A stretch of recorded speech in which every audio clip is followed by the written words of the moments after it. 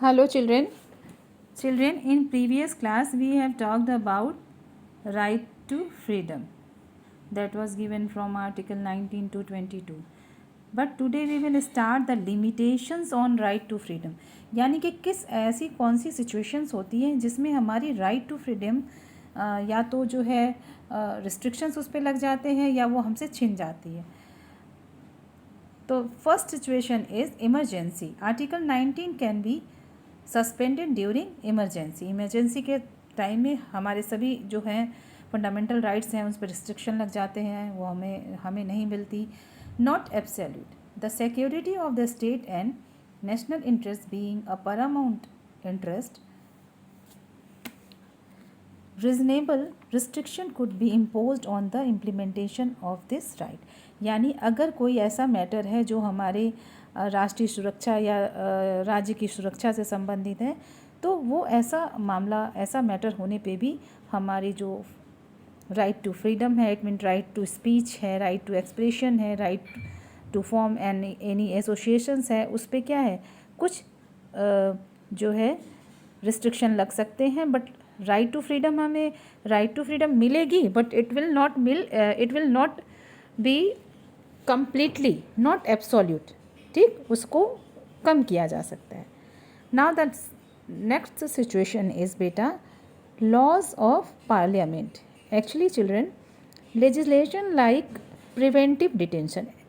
Preventive detention एक ऐसा matter है if a person seem to be do any crime in future. यानी कभी कभी ऐसा होता है जैसे टेररिस्ट के मामले में, या किसी व्यक्ति को ऐसा माना जाता है कि शायद वो आगे चल के कोई क्राइम कर सकता है.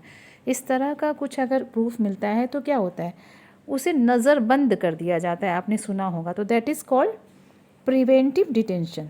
यानी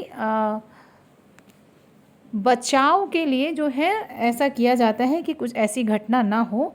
तो in that situation what is there, उनकी जो राइट टू फ्रीडम है वो रिस्ट्रिक्ट कर दी जाती है. यानी उन्हें कहीं आने जाने का अधिकार नहीं होता. वो एक जगह, नज़रबंद का मतलब क्या है, एक जगह वो पैक कर दिए जाते हैं एक तरफ. उनको रहने खाने का अधिकार होता है. तो in this situation also the limitations on right to freedom will be there. Now children, next point is given here, protection in respect of conviction for offense. The situation under Article 20, the following protections are available to citizen against greater penalty that what is prescribed under the law is prohibited. Now children, here is given protection in respect of conviction for offences. यानी अगर कोई किसी मामले में दोषी पाया जाता है, if any person is called any conviction for any offence, तो what is the protection is given for them. तो first point is given against greater penalty than what is prescribed under the law is prohibited. यानी किसी पर भी जितना prescribed है, जितना बताया गया है पेनाल्टी, उससे ज़्यादा कोई वसूल नहीं सकता. Nobody can take more than prescribed penalty. Okay. Second point, no one can be punished और prosecuted for the same offence twice. कई बार आपने सुना होगा कि एक ही गलती की 2 बार सज़ा नहीं मिल सकती. तो so it is given here, no one can be punished और prosecuted for the same offence tribe. एक ही गलती की सज़ा बार बार नहीं मिल सकती. If any person is given और it has the person is punished one time, so he or she cannot be punished again for same offense. Okay. Now the next point is a person cannot be compelled to be a witness in the case where he himself is accused of the offence. यानी कोई भी व्यक्ति जिसमें वो खुद ही अपराधी हो, वो उसका विटनेस नहीं बन सकता. विटनेस आप समझ रहे हैं ना बच्चों, गवाह है ना. तो वो उसका विटनेस खुद नहीं बन सकता. There are some rules. Now the next point, protection of life and personal liberty. Under Article 21, a person cannot be deprived of his life and liberty except in accordance with the law. Now, according to this right to freedom, under Article 21, a person cannot be deprived of his life, यानी कोई भी हमारे मूलभूत अधिकारों से हमें वंचित नहीं कर सकता, यानी हमें रहने का, जीने का और खाने का अधिकार है accept in accordance with the law, यानी कानूनन जो है अगर कुछ ऐसी गलती ना हो तो कोई भी हमारी इस सुविधाओं से हमें वंचित नहीं कर सकता. Next again point of right to freedom is children, protection against arrest and detention. What is protection is given by the Constitution? According to Article 22, it gives such right to the citizen under two different circumstances. First is ordinary circumstances. In the case of arrest, under ordinary circumstances, the arrested person has the following rights. कौन से? जैसे अगर किसी को साधारण रूप में arrest किया जाता है तो क्या राइट्स हैं उनके पास? To be informed for his और हर ऑफेंस, यानी किसी भी रूप में अगर किसी को जो है अरेस्ट किया जाता है तो उसे पहले से इन्फॉर्म किया जा, उसे उस समय इन्फॉर्म किया जाना चाहिए कि किस लिए उसे अरेस्ट किया जा रहा है, उसकी गलती क्या है, क्या अपराध है. Now the next point, to be presented before a magistrate within 24 hours from the time of arrest. और क्या 24 घंटे के अंदर ही उसे मजिस्ट्रेट के सामने पेश किया जाना चाहिए. Such a person cannot be kept in custody for more than 24 hours without the permission of the magistrate, and if he is not presented to in front of magistrate तो what will be there? उसे 24 घंटे से ज़्यादा custody में नहीं रखा जा सकता without the permission of magistrate. Now the next point children, the right to consult a lawyer and the person who is there, the right to consult a lawyer and prepare for defense at the trial for him or his it is there, यानी जिसे भी arrest किया जा रहा है या custody में रखा जा रहा है उसका ये राइट बनता है कि वो किसी लॉयर से कंसल्ट कर सके और अपने लिए एक जो है ही और she can prepare for defence at the trial. बच्चों अभी तो हमने बात की थी ऑर्डिनरी सर्कमस्टेंसेस की. नाउ अभी जो है ये नेक्स्ट पॉइंट, ये ध्यान से सुनिएगा, प्रिवेंटिव डिटेंशन. ये क्या है? In case of a person is detained under the preventive detention, he can be kept in custody for a period of 3 months without trial. यानी अगर किसी को प्रिवेंटिव डिटेंशन यानी किसी भी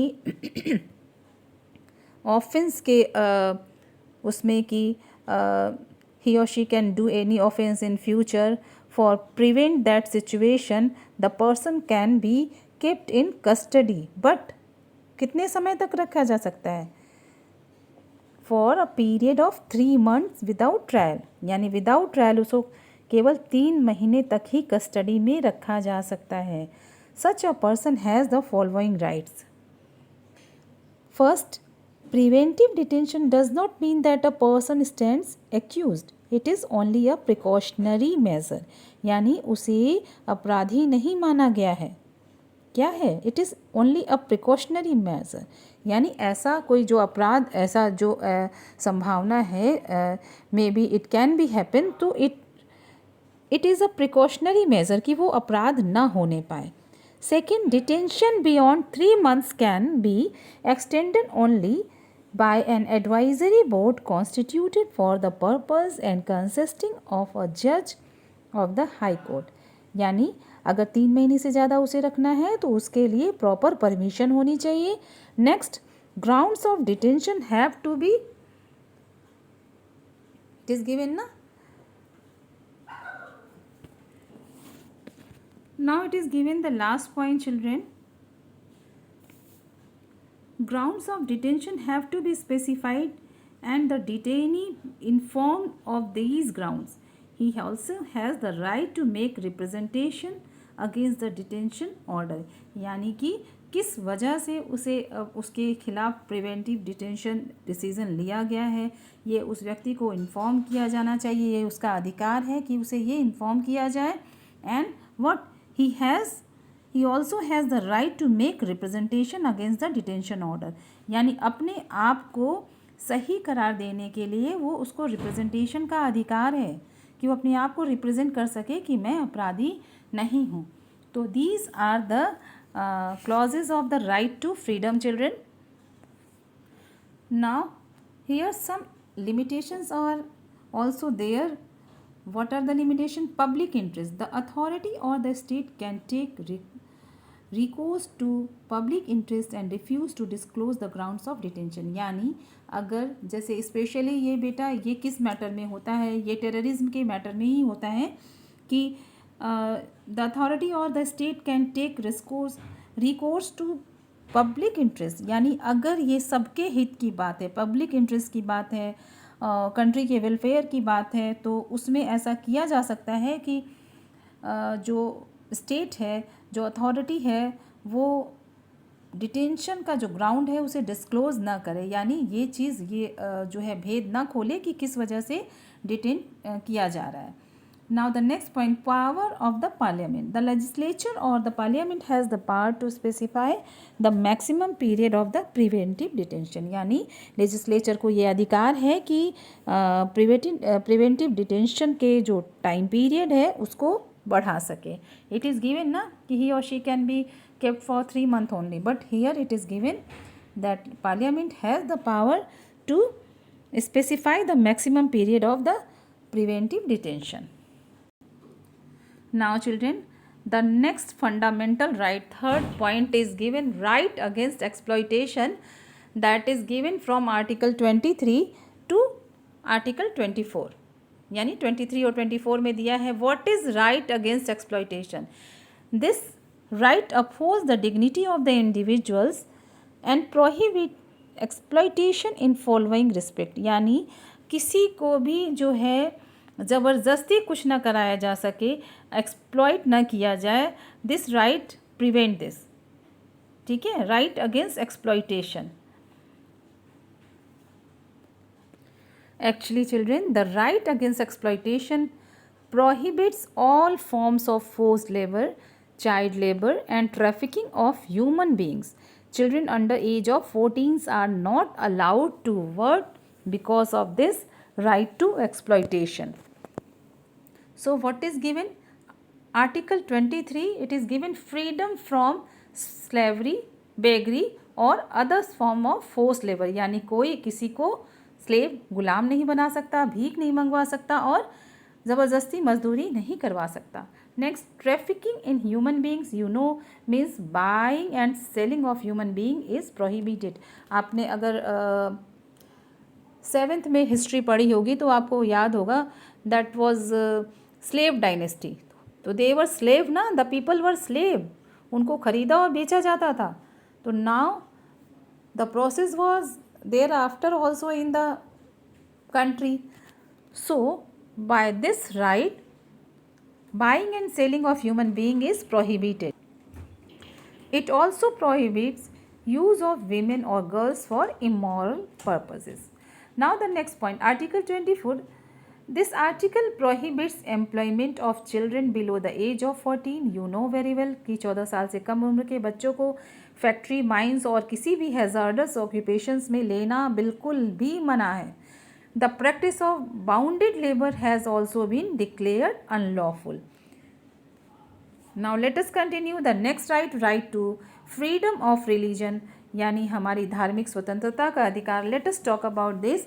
This right is given from Article 25 to 28 and it indicates the following. First point, all persons are entitled to freedom of conscience and the right to freely profess, practice and propagate their religion.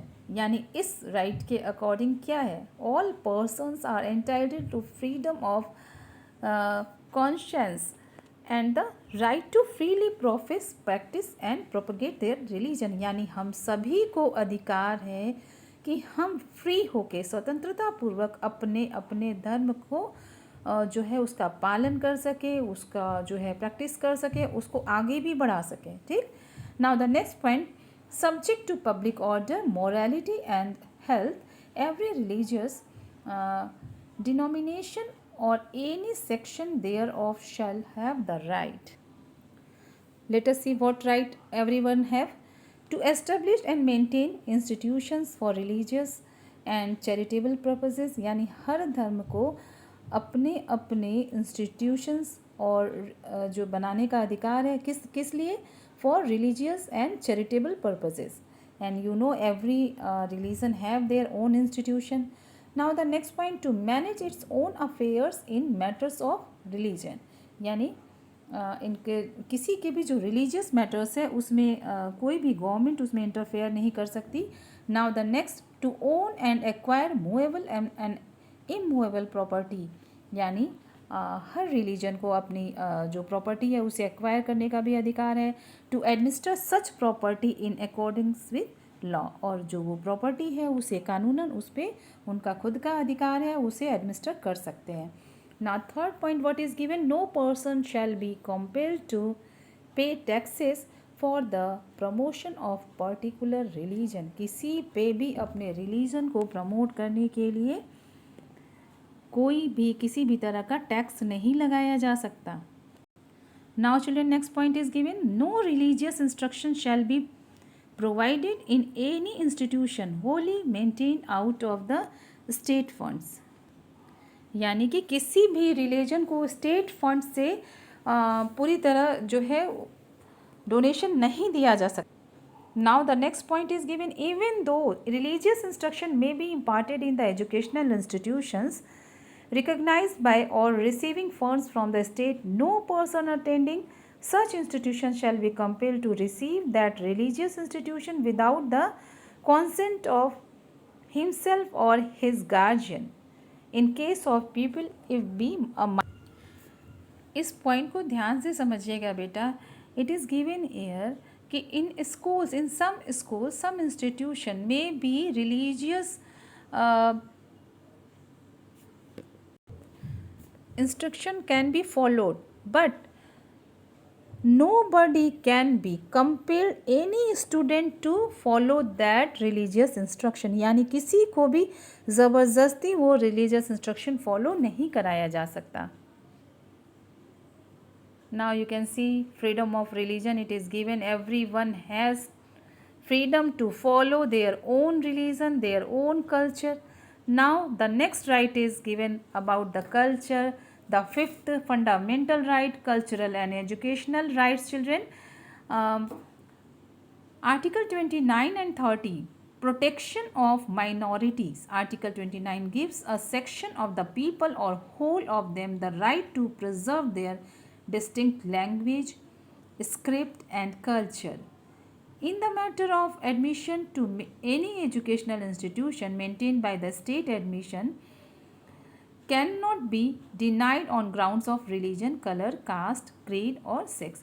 यानी कई चीज़ें दी हैं बेटा। देखो इसमें एक तो ये दिया है कि every person, every community has right to protect their culture, है ना। and what is given here, किसी भी व्यक्ति को उसको धर्म जाति के आधार पर किसी भी इंस्टीट्यूट में एडमिशन लेने से नहीं रोका जा सकता। And what is given, minority and educational institution, article 30 gives all minorities you know, SC, ST and some others are there, the right to establish and administer the educational institution of their choice. The state is also prohibited from discriminating against educational institutions in the matter of grants. What is given here, children, कि every children, it means everyone has right to promote their culture, their institution. और इसमें क्या दिया है last में, minority and educational institution. It means minority and minority. Article 30 gives all minority the right to establish the administer the educational institution of their choice. यानी minorities को भी जो few of the communities are there, children. I don't want to take the name. So they also have the right to administer their educational institution of their own choice. लेकिन what is special is that here is given the state is also prohibited from discriminating, यानी state भी उन minority institution के संग कोई भी discrimination नहीं कर सकता. जहाँ पे ग्रांट देने की बात हो, अनुदान देने की बात हो, तो स्टेट भी वहाँ पे कोई भी डिस्क्रिमिनेशन नहीं कर सकता. Now till here the 5 fundamental rights are completed, children. Now in next video we will talk about right to constitutional remedies that is given in Article 32, and it is called the soul of the Constitution. So we will talk it broadly in the next video. Thank you, class.